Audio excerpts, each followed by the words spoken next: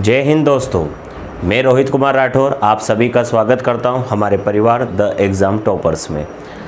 आज हमारी भूगोल की चौथी क्लास है जिस पे हम चर्चा करेंगे पृथ्वी की गतियां, ज्वार भाटा, चंद्र ग्रहण और सूर्य ग्रहण।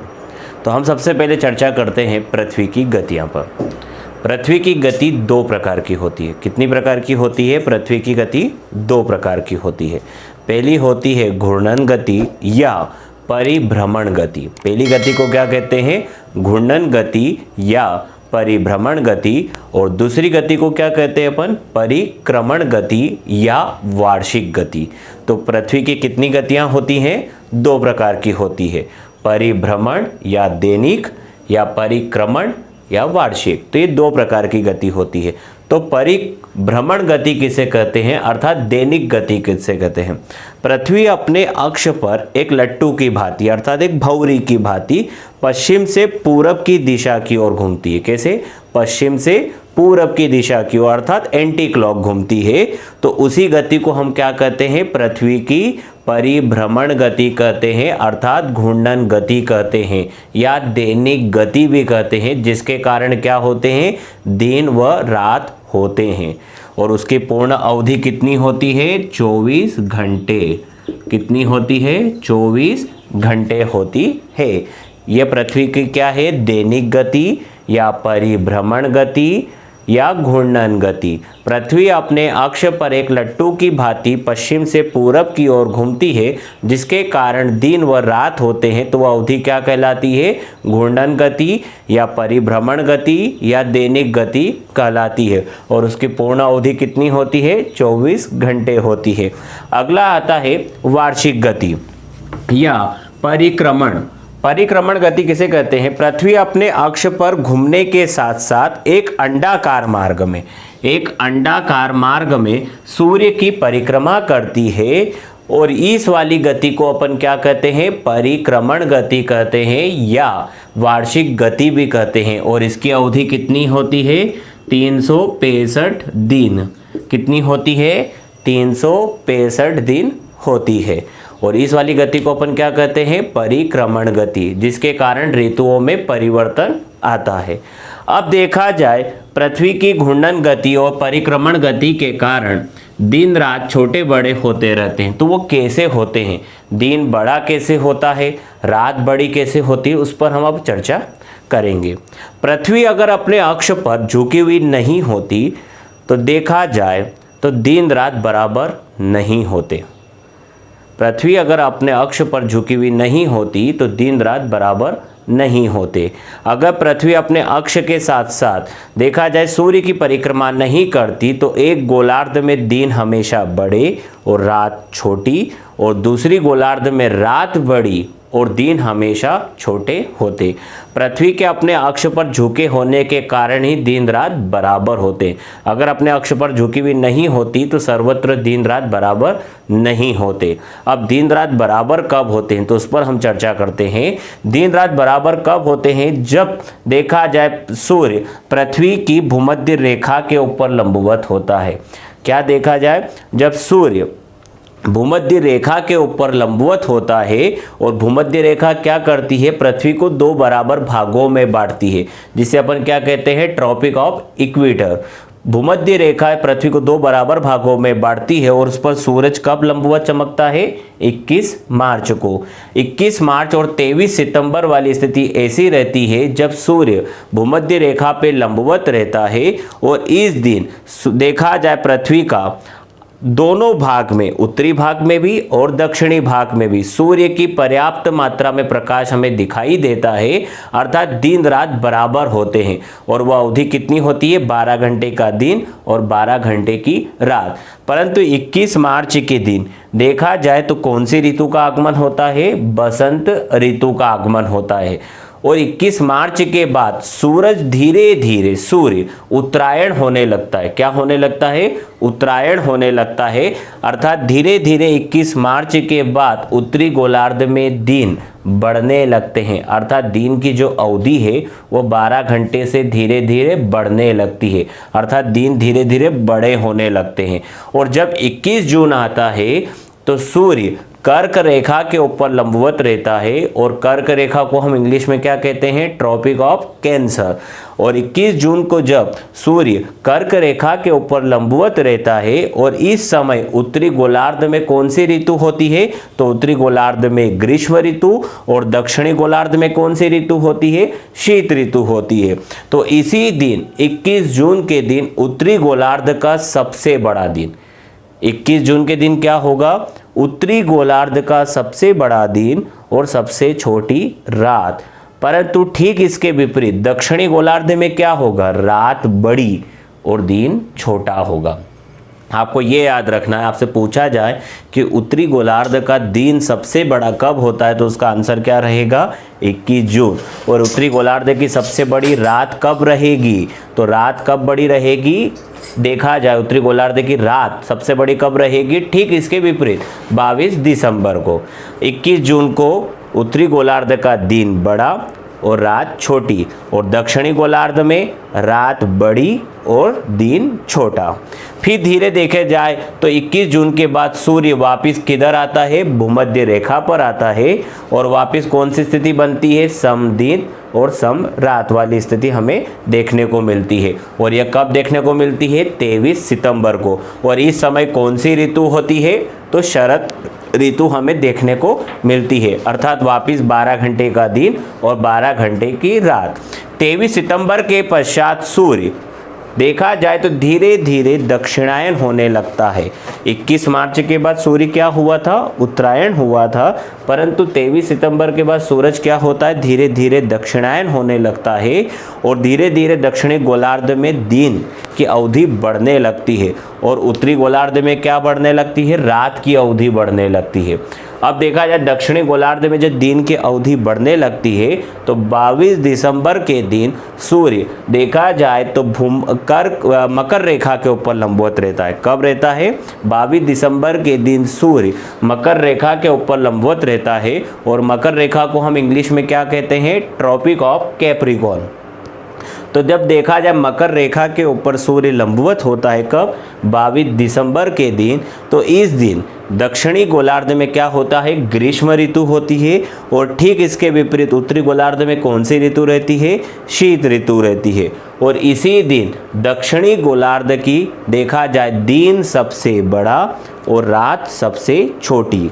दक्षिणी गोलार्ध का 22 दिसंबर के दिन सबसे बड़ा और रात सबसे छोटी और ठीक इसके विपरीत 22 दिसंबर के दिन उत्तरी गोलार्ध में रात बड़ी और दिन छोटा हमें दिखाई देता है। अब मैं वापस आपको बता रहा हूँ, समदिन और समरात की स्थिति हमें कब देखने को मिलती है, 21 मार्च और 23 सितंबर। 21 मार्च और 23 सितंबर को क्या रहता है, दिन रात बराबर। उत्तरी गोलार्ध का दिन सबसे बड़ा कब, तो उत्तरी गोलार्ध का दिन कब बड़ा आएगा, 21 जून को। रात छोटी कब, तो 21 जून को। उत्तरी गोलार्ध की सबसे बड़ी रात कब आएगी, तो 22 दिसंबर को। कब आएगी, 22 दिसंबर को। दक्षिणी गोलार्ध का सबसे बड़ा दिन 22 दिसंबर को। दक्षिणी गोलार्ध का देखा जाए दिन सबसे बड़ा 22 दिसंबर को, रात सबसे बड़ी 21 जून को। ओके, और रात सबसे छोटी कब आएगी, तो 22 दिसंबर को। तो ये आपको ये सब चीज़ याद रखना है। वापिस एक बार बता रहा हूँ, आप देख कन्फ्यूज मत होइएगा। 21 जून को दिन बड़ा और रात छोटी, कौन से गोलार्ध में, उत्तरी गोलार्ध में। और 22 दिसंबर को दक्षिणी गोलार्ध में क्या होगा, दिन बड़ा और रात छोटी, और इसकी ठीक विपरीत स्थिति हमें एक दूसरे गोलार्ध में देखने को मिलती है। अब देखा जाए हम अगला टॉपिक पढ़ते हैं, ज्वार भाटा। ज्वार भाटे को इंग्लिश में कहते हैं टाइड। अब ज्वार भाटा कैसे आता है और ज्वार भाटा किसे कहते हैं उसके बारे में हम देखेंगे। सूर्य और चंद्रमा की आकर्षण शक्ति के कारण सागरी जल का ऊपर उठना और वापस नीचे गिरना क्या कहलाता है, ज्वार भाटा कहलाता है। सूर्य और चंद्रमा की आकर्षण शक्ति के कारण सागरी जल का ऊपर उठना और वापस नीचे गिरना क्या कहलाता है, ज्वार भाटा कहलाता है। परंतु देखा जाए विभिन्न विभिन्न स्थानों पर हमें ज्वार भाटे की ऊंचाई में भिन्नता देखने को मिलती है। और ये क्यों देखने को मिलती है, सागरी जल की गहराई है ना, सागरी तट की रेखा इन विभिन्न कारणों से हमें ज्वार भाटे की ऊंचाई में पर्याप्त भिन्नता देखने को मिलती है। ज्वार भाटे के दौरान जो देखा जाए समुद्र में जो तरंग उत्पन्न होती है उसे अपन क्या कहते हैं, ज्वारी तरंग भी कहते हैं। अब देखा जाए तो ज्वार भाटे में सर्वाधिक आकर्षण शक्ति किसकी काम करती है, तो चंद्रमा की करती है। अब क्यों करती है, वैसे देखा जाए तो सूर्य चंद्रमा से कई गुना बड़ा है, परंतु चंद्रमा पृथ्वी के अधिक निकट स्थित है। इसी कारण सर्वाधिक आकर्षण शक्ति किसकी काम करती है, चंद्रमा की आकर्षण शक्ति कार्य करती है। अब एक आता है, सिजिगी किसे कहते हैं, सिजिगी किसे कहते हैं। तो सिजिगी किसे कहते हैं, तो इसके बारे में देख लेते हैं। तो सिजिगी किसे कहते हैं,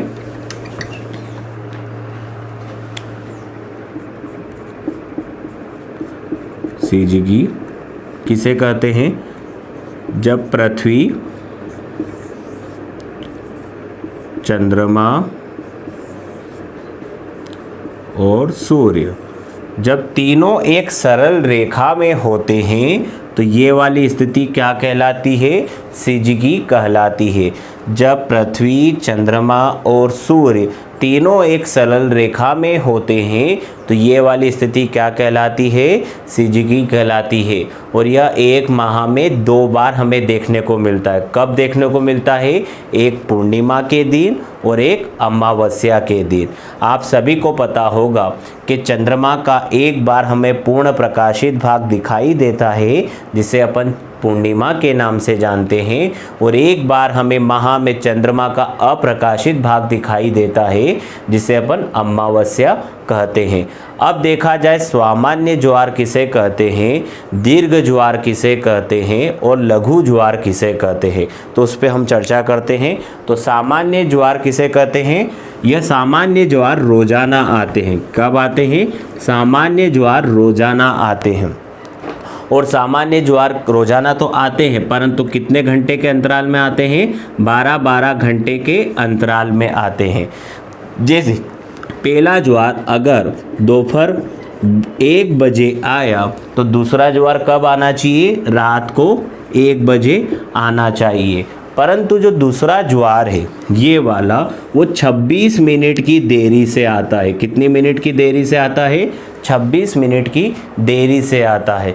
क्यों आता है, क्योंकि चंद्रमा भी देखा जाए कि 5 डिग्री अपने अक्ष पर क्या हुआ है, झुका हुआ है। जिस प्रकार पृथ्वी अपने अक्ष पर कितने डिग्री झुकी हुई है, 23.5 डिग्री झुकी हुई है, उसी प्रकार चंद्रमा भी अपने अक्ष पर कितने डिग्री झुका हुआ है, 5 डिग्री झुका हुआ है। इसी कारण रोजाना 2 बार ज्वार भाटा आता है, परंतु जो दूसरा ज्वार आता है वो कितनी मिनट की देरी से आता है, 26 मिनट की देरी से आता है। उसका प्रमुख कारण क्या है, चंद्रमा का भी अपने अक्ष पर 5 डिग्री झुका हुआ होना। और यह इसे अपन क्या कहते हैं, सामान्य ज्वार कहते हैं। और यह कब आता है, रोजाना आता है।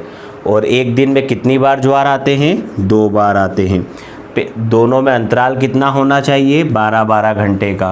परंतु जो दूसरा ज्वार है वो कितने मिनट की देरी से आता है, 26 मिनट की देरी से आता है। क्यों आता है, चंद्रमा भी अपने अक्ष पर कितने डिग्री झुका हुआ है, 5 डिग्री झुका हुआ है। अब हम चर्चा करते हैं दीर्घ ज्वार। दीर्घ ज्वार किसे कहते हैं,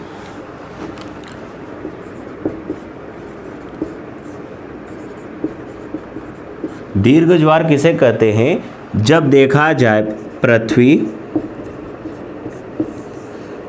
चंद्रमा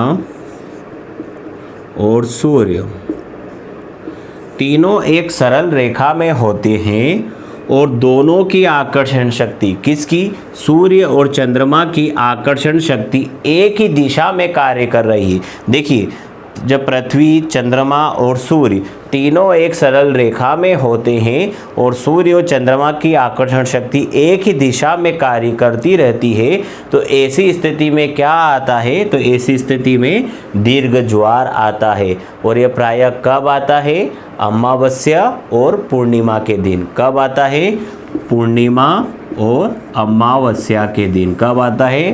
पूर्णिमा और अमावस्या के दिन। दीर्घ ज्वार कितना बड़ा होता है? तो दीर्घ ज्वार सामान्य ज्वार से 20% बड़ा होता है। दीर्घ ज्वार सामान्य ज्वार से कितना प्रतिशत बड़ा होता है? 20% बड़ा होता है। दीर्घ ज्वार कब आता है?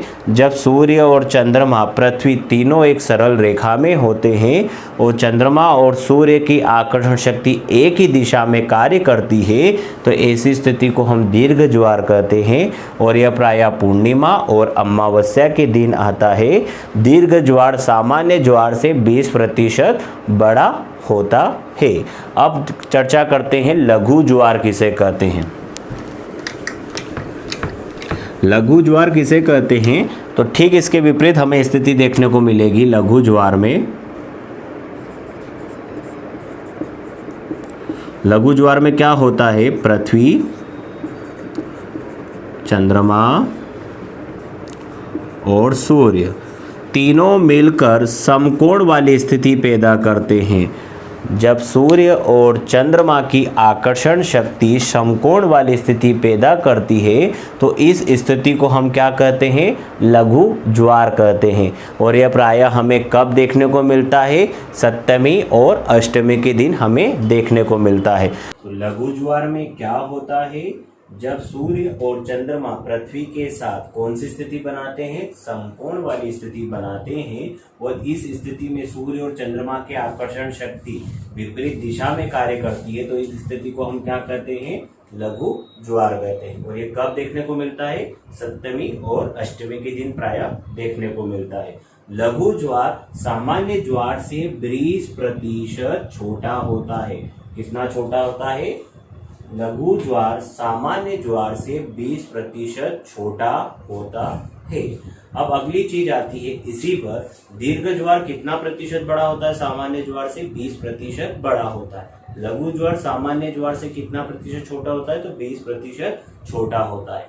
दीर्घ ज्वार हमें कब देखने को मिलता है? तो दीर्घ ज्वार हमें पूर्णिमासी अर्थात पूर्णिमा और अमावस्या के दिन हमें देखने को मिलता है। लघु ज्वार हमें कब देखने को मिलता है? तो लघु ज्वार हमें सप्तमी और अष्टमी के दिन देखने को मिलता है। सामान्य ज्वार हमें कब देखने को मिलता है? तो सामान्य ज्वार हमें रोजाना देखने को मिलता है। रोजाना एक दिन में 2 बार ज्वार भाटे आते हैं और 12-12 घंटे के अंतराल में आते हैं। परंतु जो दूसरा ज्वार होता है वो 26 मिनट की देरी से आता है। क्यों आता है? क्योंकि चंद्रमा भी अपने अक्ष पर कितने डिग्री झुका हुआ है? तो 5 डिग्री झुका हुआ है। अब हम चर्चा करते हैं अपना नेक्स्ट टॉपिक, जिसको अपन कहते हैं चंद्र ग्रहण या सूर्य ग्रहण। और ग्रहण को इंग्लिश में क्या कहते हैं? इक्लिप्स कहते हैं। चंद्र ग्रहण को क्या कहेंगे? बताइए आप सभी। Lunar Eclipse. और सूर्य ग्रहण को क्या कहेंगे? Solar Eclipse. तो हम सबसे पहले बात करते हैं सूर्य ग्रहण की।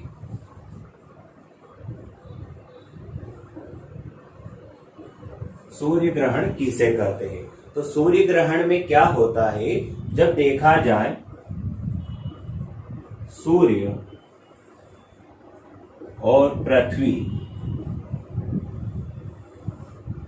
के बीच चंद्रमा आ जाए, जब सूर्य व पृथ्वी के बीच चंद्रमा आ जाए और सूर्य के प्रकाश की बजाय चंद्रमा की छाया किस पे पड़े? पृथ्वी पर पड़े, तो ये वाली स्थिति क्या कहलाती है? सूर्य ग्रहण कहलाती है। जब सूर्य तथा पृथ्वी के बीच चंद्रमा आ जाए और सूर्य के प्रकाश की बजाय चंद्रमा की परछाई किस पे पड़े? पृथ्वी पर पड़े, तो ये वाली स्थिति क्या कहलाती है? सूर्य ग्रहण कहलाती है। और इसे अपन क्या कहते हैं? सोलर इक्लिप्स भी कहते हैं। और यह प्रायः कब होता है? तो यह प्रायः अमावस्या के दिन होता है। और कब होता है? तो यह दिन में होता है। कब होता है? तो दिन में हमें देखने को मिलता है। जब सूर्य और पृथ्वी के बीच चंद्रमा आ जाए और दिन में सूर्य के प्रकाश की बजाय चंद्रमा की छाया किस पर पड़े? पृथ्वी पर पड़े, तो इस वाली स्थिति को अपन क्या कहते हैं? सूर्य ग्रहण कहते हैं। और यह प्रायः अमावस्या के दिन में देखा जाता है। और अगली स्थिति क्या आती है? जिसको अपन कहते हैं चंद्र ग्रहण कहते हैं। तो चंद्र ग्रहण में क्या होता है? चंद्र ग्रहण में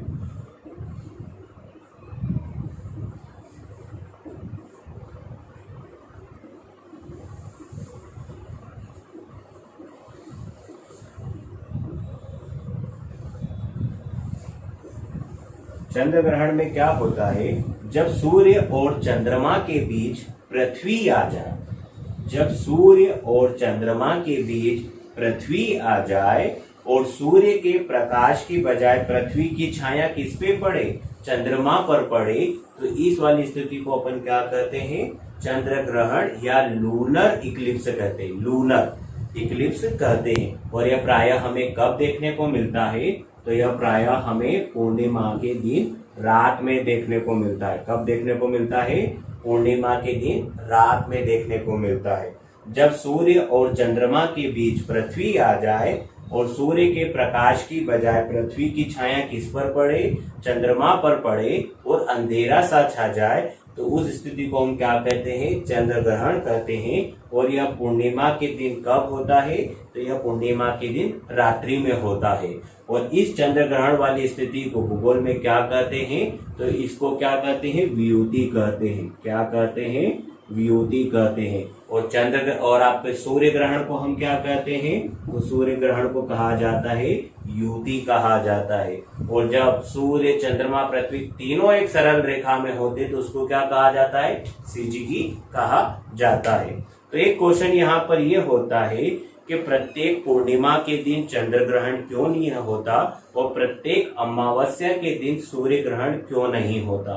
तो इसका एक ही सबसे महत्वपूर्ण कारण यह है कि चंद्रमा भी पृथ्वी के सापेक्ष क्या है? गतिशील है। चंद्रमा देखा जाए अपने अक्ष पर तो घूमता ही है, साथ में पृथ्वी की भी परिक्रमा करता हो। किसकी परिक्रमा करता है? सूर्य की परिक्रमा करता है। तो चंद्रमा भी पृथ्वी के सापेक्ष गतिशील है और इन तीनों को एक सरल रेखा में आने के लिए थोड़ा समय लग जाता है।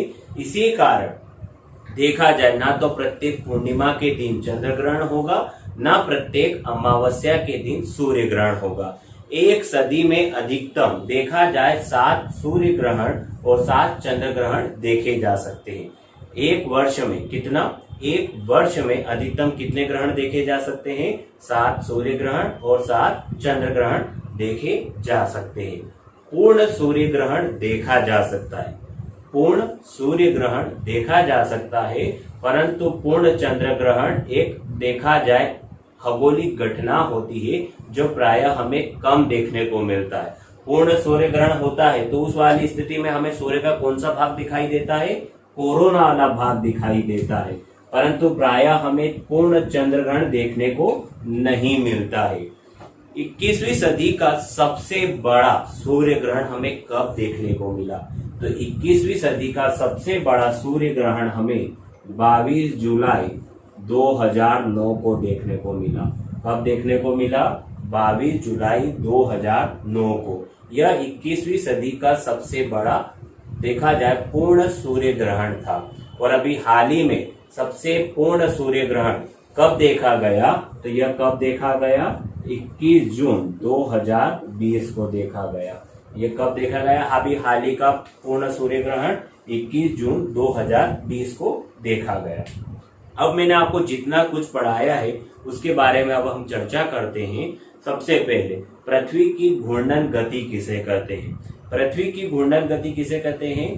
पृथ्वी अपने अक्ष पर एक लट्टू की भांति अर्थात एक भौरी की भांति एंटी क्लॉक अर्थात पश्चिम से पूरब की ओर घूमती है, जिसके कारण दिन और रात होते हैं। तो वो वाली अवधि क्या कहलाती है?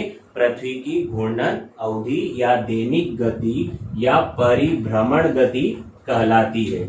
और इसकी पूर्ण अवधि कितनी होती है? तो इसकी पूर्ण अवधि कितनी होती है? 24 घंटे होती है। अब अगला आता है नक्षत्र दिवस किसे कहते हैं? नक्षत्र दिवस किसे कहते हैं? तो एक नक्षत्र के एक मध्याह्न रेखा के ऊपर से 2 बार गुजरने की बीच की अवधि को हम क्या कहते हैं?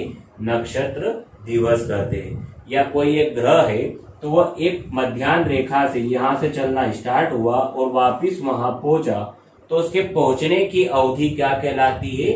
नक्षत्र दिवस कहलाती है। और यह प्रायः कितनी होती है, तो यह 23 घंटा 56 मिनट और 4.09 सेकेंड होती है। कितना? 23 घंटा 56 मिनट 4.09 सेकेंड होती है। इसे क्या कहते हैं अपन? नक्षत्र दिवस कहते हैं। और सौर दिवस किसे कहते हैं? सौर दिवस तो सूर्य को गतिहीन मानकर पृथ्वी के द्वारा जो उसका परिक्रमण किया जाता है उसकी गणना अगर दिनों में कर ली जाए तो वह क्या कहलाता है? सौर दिवस कहलाता है। सूर्य को गतिहीन मानकर पृथ्वी के द्वारा जो उसका परिक्रमण किया जाता है उसकी गणना अगर दिवसों के रूप में कर ली जाए तो वह क्या कहलाता है? सौर दिवस कहलाता है। और इसकी अवधि कितनी होती है? 24 घंटे की होती है। आप सभी को पता होगा रात की 12 बजे बराबर आपका दिन चेंज हो जाता है। देखा जाए 11:56 पे दिन कभी भी चेंज नहीं होगा, तो इसकी सौर दिवस की पूर्ण अवधि क्या होगी? 24 घंटे होती है। और इन नक्षत्र दिवस और सौर दिवस के बीच में जो समय का अंतर होता है वो लगभग कितना होता है? 3 मिनट और 56 सेकेंड का हमें अंतर देखने को मिलता है। यहाँ पर एक क्वेश्चन बनता है, सौर दिवस और नक्षत्र दिवस के समय में कितना अंतराल होता है? तो कितना होता है? 3 मिनट और 56 सेकंड का अंतराल हमें दिखाई देता है। दिन रात बराबर कब होते हैं? तो दिन रात बराबर कब होते हैं? 21 मार्च और 23 सितंबर को दिन रात बराबर होते हैं। कब होते हैं? 21 मार्च और 23 सितंबर को क्या होते हैं? दिन रात बराबर होते हैं। और इस दिन सूर्य किस पर लंबवत चमकता है? भूमध्य रेखा पर लंबवत चमकता है। 21 जून को उत्तरी गोलार्ध का दिन सबसे बड़ा 21 जून को उत्तरी गोलार्ध का दिन बड़ा और रात छोटी। 21 जून को उत्तरी गोलार्ध का दिन बड़ा, रात छोटी, और दक्षिणी गोलार्ध में दिन छोटा और रात बड़ी होती है। 21 जून के दिन उत्तरी गोलार्ध में दिन बड़ा, रात छोटी, दक्षिणी गोलार्ध में दिन छोटा और रात बड़ी होती है। और इसी उत्तरी गोलार्ध में कौन सी हमें ऋतु देखने को मिलती है? तो हमें ग्रीष्म ऋतु देखने को मिलती है। इसी समय हमें दक्षिणी गोलार्ध में कौन सी ऋतु हमें देखने को मिलती है? तो हमें शीत ऋतु देखने को मिलती है। 21 जून के दिन सूर्य किस रेखा पर लंबवत होता है? तो वह कौन सी रेखा के ऊपर लंबवत होता है? कर्क रेखा के ऊपर लंबवत होता है। कर्क रेखा को इंग्लिश में क्या कहते हैं? ट्रॉपिक ऑफ कैंसर भी कहा जाता है। अब आता है 22 दिसंबर वाली अवधि के दिन क्या देखने को मिलता है? तो 22 दिसंबर वाली अवधि में हमें 22 दिसंबर वाली अवधि में हमें उत्तरी गोलार्ध में दिन छोटा, रात बड़ी, और दक्षिणी गोलार्ध में दिन बड़ा और रात छोटी देखने को मिलती है। 22 दिसंबर के दिन क्या होता है? उत्तरी गोलार्ध में हमें दिन सबसे छोटा और रात सबसे बड़ी देखने को मिलती है। और ठीक दक्षिणी गोलार्ध में हमें दिन बड़ा और रात छोटी देखने को मिलती है। और इस समय उत्तरी गोलार्ध में कौन सी ऋतु होती है? तो हमें शीत ऋतु देखने को मिलती है। और दक्षिणी गोलार्ध में हमें कौन सी ऋतु देखने को मिलती है? ग्रीष्म ऋतु देखने को मिलती है। 22 दिसंबर के दिन सूर्य कौन सी रेखा पर भूमध्य कौन सी रेखा पर लंबवत चमकता है? तो वह मकर रेखा पर लंबवत चमकता है। मकर रेखा को हम इंग्लिश में क्या कहते हैं? Tropic of Capricorn, tropic of Capricorn भी कहते हैं। तो आपको वापस बता देता हूँ, उत्तरी गोलार्ध का सबसे बड़ा दिन कब आता है? 21 जून को। रात सबसे बड़ी कब आती है? 22 दिसंबर को। दक्षिणी गोलार्ध का सबसे बड़ी रात कब होती है? सबसे बड़ी रात होती है 21 जून को। दक्षिणी गोलार्ध का सबसे बड़ा दिन कब देखने को मिलता है हमें? 22 दिसंबर को। अब देखा जाए ज्वार भाटे को इंग्लिश में हम क्या कहते हैं? ज्वार भाटा इंग्लिश में कहलाता है टाइड, और टाइड किसके कारण आता है? सूर्य और चंद्रमा की आकर्षण शक्ति के कारण आता है। और इसके कारण जो समुद्र में तरंग उत्पन्न होती है उसे हम क्या कहते हैं? तो उसे हम ज्वारी तरंग भी कहते हैं। ज्वार भाटे में सर्वाधिक आकर्षण शक्ति किसकी कार्य करती है? तो ज्वार भाटे में सर्वाधिक शक्ति चंद्रमा की कार्य करती है। क्यों करती है? क्योंकि चंद्रमा पृथ्वी के निकट स्थित है। परंतु सूर्य बड़ा तो है, परंतु चंद्रमा सूर्य देखा जाए पृथ्वी के निकट स्थित है। वो पृथ्वी से सूर्य काफी किलोमीटर की दूरी पर स्थित है, इसलिए कारण सर्वाधिक आकर्षण शक्ति किसकी कार्य करती है? चंद्रमा की कार्य करती है। सामान्य ज्वार कब देखा जाता है? तो सामान्य ज्वार हमें रोजाना देखने को मिलता है। दीर्घ ज्वार हमें कब देखने को मिलता है? अमावस्या और पूर्णिमा के दिन देखने को मिलता है। लघु ज्वार हमें कब देखने को मिलता है? तो लघु ज्वार हमें सप्तमी अष्टमी के दिन देखने को मिलता है। चंद्र ग्रहण, सूर्य ग्रहण। सूर्य ग्रहण कब होता है? तो अमावस्या के दिन होता है। चंद्र ग्रहण कब होता है? पूर्णिमा के दिन होता है। अब देखा जाए प्रत्येक पूर्णिमा और प्रत्येक अमावस्या को ग्रहण क्यों नहीं होता? क्योंकि चंद्रमा भी पृथ्वी के सापेक्ष गतिशील है। पूर्ण सूर्य ग्रहण देखा जा सकता है, परंतु पूर्ण चंद्र ग्रहण प्राय नहीं देखे जा सकते। एक वर्ष में अधिकतम 7 सूर्य ग्रहण और 7 चंद्र ग्रहण देखे जा सकते हैं। तो अब देखा जाए 21वीं सदी का सबसे बड़ा पूर्ण सूर्य ग्रहण कब देखा गया था? तो वह 22 जुलाई 2009 को देखा गया था। और अभी हाल ही में पूर्ण सूर्य ग्रहण कब देखा गया है? तो अभी हाल ही में 21 जून 2020 को पूर्ण सूर्य ग्रहण देखा गया है।